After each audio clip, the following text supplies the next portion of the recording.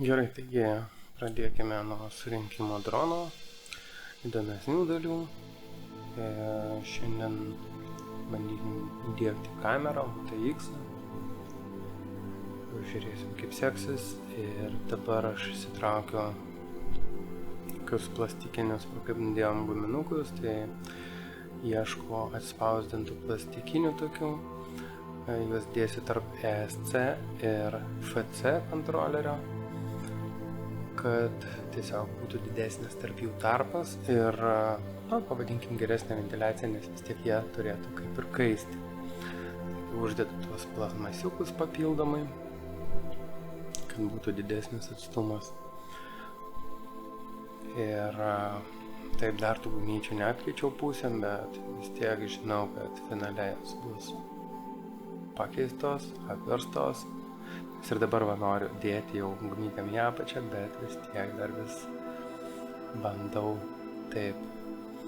Iš viršaus reikės prisukti varžtus, kad tas, pavadinkim, skrydžio kontroleris nejudėtų, taip pat, kad ir tas ESC greičio kontroleris irgi nejudėtų. Tai tiesiog prisukam.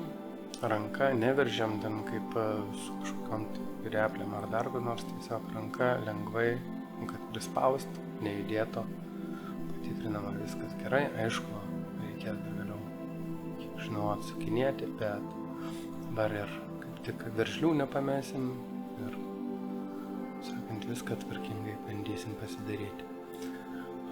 Kamera bus Ratel Pro, VTX Solo Tank ir BEAC Gemini RX, tai čia bus mūsų antenos ir receiveris, tas, kuris gauna signalą iš radijos. Tai va, kamera, pati kaip kamera, jinai tiesiog, kaip sakant, linzė, laidukas į fly kontrolerį, tada eina tas signalas į VTX, tas VTX yra Solo Tank, 1,6 W. Ir iš jo išeina antena ir mes per tą anteną skleidžiame analoginis signalas ir mes gauname, kaip sakant, vaizdą į akinius ar televizorių ar kokį įrenginį, kurį jis naudoja. Gerai, tai bandome pradžiai išsipakavę tą kamerą įdiegti laidą, tas, kur yra geltonas, raudonas ir juodas. Tai čia yra vaizdai skirtas, tai pirmą tą skylutę, pavadinkim, įkišam, antras žalias ir juodas yra OSD.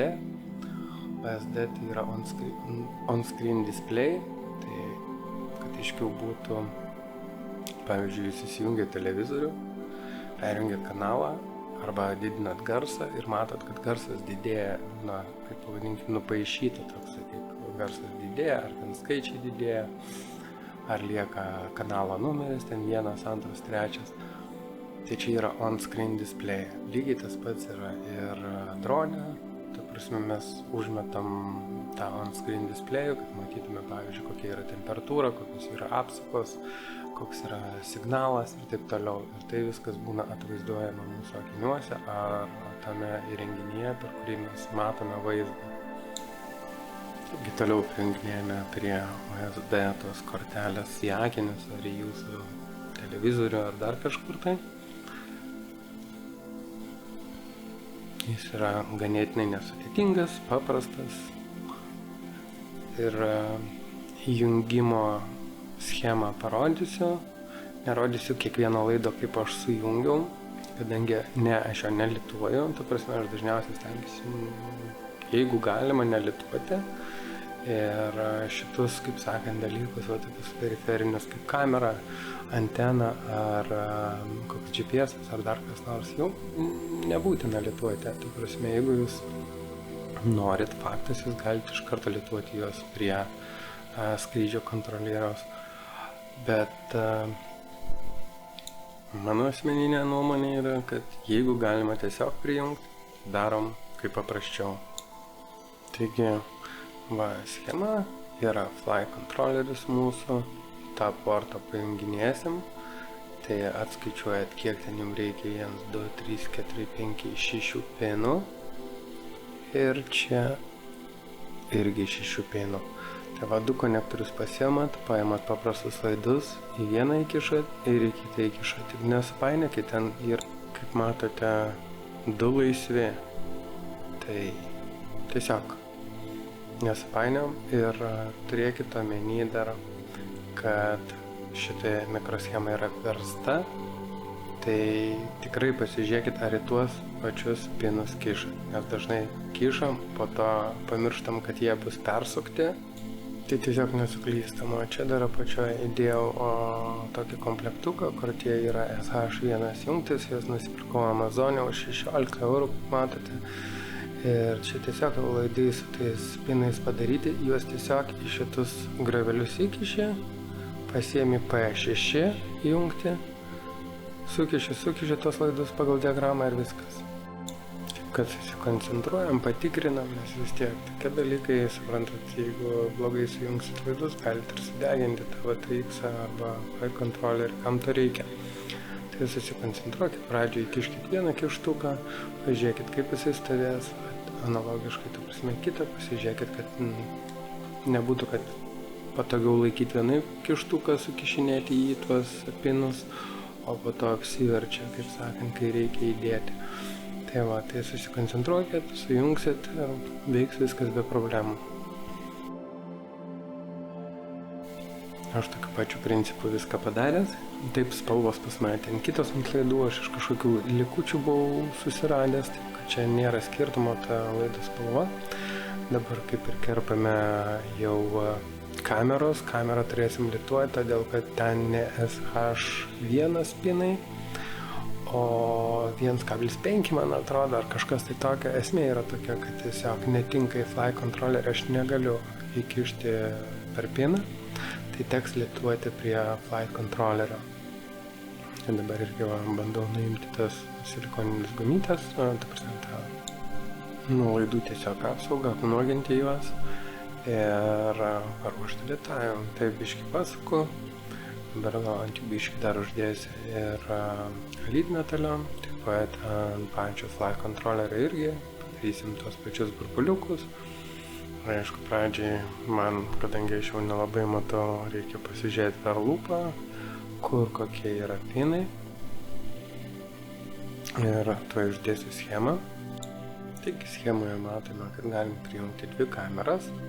Ir dabar žiūrim raudonas laidas iš kameros, kur išeina. Tai čia yra maitinimas, juodas yra įžeminimas arba minusas, sakom tebūnie.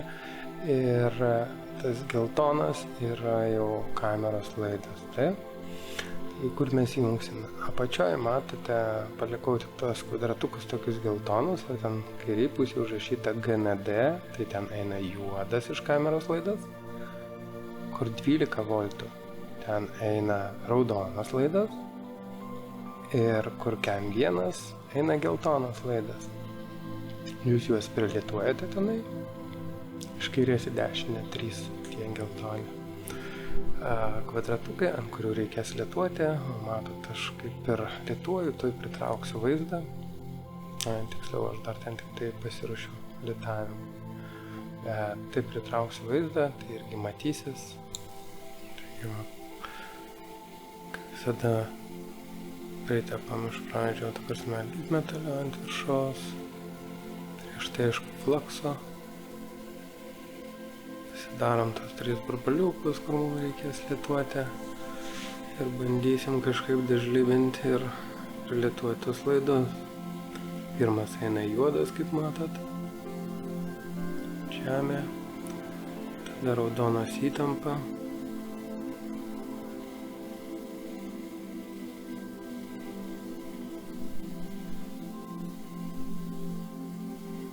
sunkiai man čia susigraimo.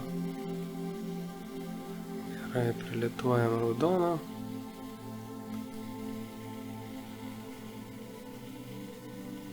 Tada judam prie geltono.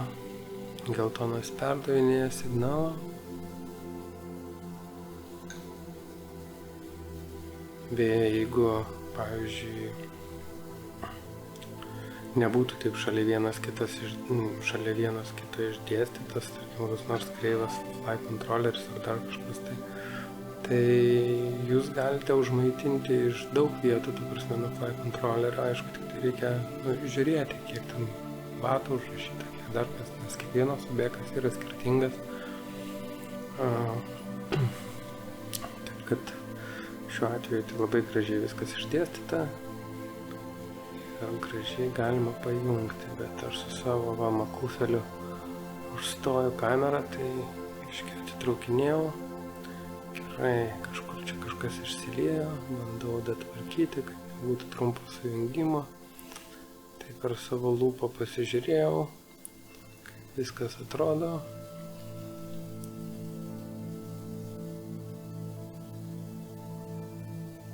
Lyg ir viskas turėtų būti pabaigta.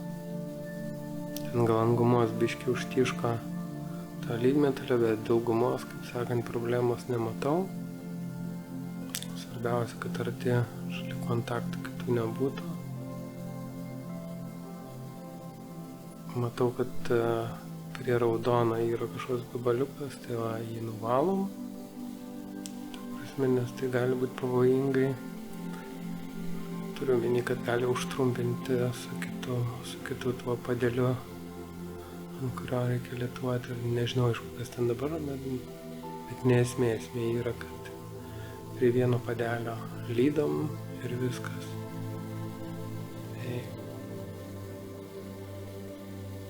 Viską dar kartą pertikrinu, pažiūriu, ką galiu pataisau, ką dažlybinu. Tikėsimės, kad viskas bus gerai. Judame toliau. Tai mes jau, kaip sakant, prijungiam kamerą, mes turim VTX prijungtą su laidais ir SH1 konektoriais sujungiam. Dabar prilitavom kamerą su OSD prijungiam. Tai teoriškai, jeigu jungtume, viskas veiktų, tik neskubėkime, nes prie VTX, jeigu jūs jungsite, tai prasme, tai visada turi būti įjungta antena. Nes, tiesiog sudeginsit ir tiek. Kad įjungti visada nepamirškite anteną. Lygiai tas pats su receiveriu, kuris iš pulto gaudys, kur po to prijunginėsim dual bandą tą Gemini. Tai irgi antenos būtinos. Be antenų niekada neįjungiam, nes kitaip bus didelė bėdelė ir bus, kaip sakant, liūdna, nes prarasit pinigėlius. Toliau žiūriu aš į šitą mikroschemą ir prisimenu, jog ne viskas dar yra padaryta, kad kamera veiktų. Ta, kad yra analoginės kameros ir yra skaitmeninės kameros. Šiuo atveju mums reikia pasirinkti, kokią kamerą naudosim. Mūsų kamera yra analogas, neturiu aš ant skaitmeninių pinigų. Tai šitam, net nežinau kaip pasakyti, flight controlleriai yra vieta, kurioje reikės padaryti trumpą sujungimą, kad parodyti ir kad flight controlleris suprastų, ar tai turi būti analogas, kurį jisai transliuos, ar skaitmeninis signalas. Gerai, pridėsiu aš jums schemą, parodysiu, kurioje vietoje reikia užtrumpinti. Būkite atsargus, nes ten tikrai labai maži taškiukai, kuriuos reikės užtrumpinti. Gerai, tai dabar matome schemą. Schema turi raudonai apibrėžtus tokius 3 kvadratėlius prie strėlytės, tokia, kaip strėlytė rodo į viršų. Arba prie užrašo H743 į kairę, daugiau žiūrint ir biškiai aukščiau, yra užrašas DJI ir VTX. Ir tie 3 taškiukai raudonai pas mane pažymėti. Tai jeigu mes kairinius 2 taškiukus paimsim, tarkim, kur yra DJI 1 taškiukas ir per vidurį ir užtrumpinsim, sulituosim juos, tai tada bus skaitmeninis signalas. Jeigu mes iš VTX pusės iš dešinės ir vidurinį tą kvadratėlį irgi sujungsim, tai bus mūsų VTX analoginis signalas. Dabar aš ir sulitavau tuos 2 VTX kvadratukus, pavadinkim, dešiniai pusėje, kur iš tų 3 apvesti 3 yra raudonai, tai dešininius abudu, dešininį ir vidurinį sulitavau kartu. Negalėjau šitą parodyti, nes aš pats nelabai matau, žiūrėjau per lūpą ir prisitraukęs, tai faktas iš karto, kad su galva kamera trankysi ir tiek, o jūs ir nieko nematysit. Kitaip sakant, labai nepatogu, ant popierinio varianto, tiksliau ant schemos yra daug lengviau ir paprasčiau parodyti. Taigi, kaip ir turbūt kažkokius tai valymus, jeigu kažkur užlašė ar dar kažkur, tai bandau nuimti mikroschemas ryžnatą lydmetalį ir tiek, ir kaip ir viskas turėtų būti pajungta. Beje, VTX dėžutėj tam, jeigu lygiai tokią pačią pirksite, tai ten yra ir antena, ir antenos prailgintuvas. Antena, kaip matote, va dabar yra su tokio guminiu galiuku. Jeigu jūs testavimui naudosit ir neturit normalios antenos, galite ją užsidėti. Jinai irgi yra 5 GHz, 5,8, nesvarbu, bet ta prasme, jinai veiks su ją, nesudegs jisai. Tai tiek, kaip sakant, ir sėkmingų darbų.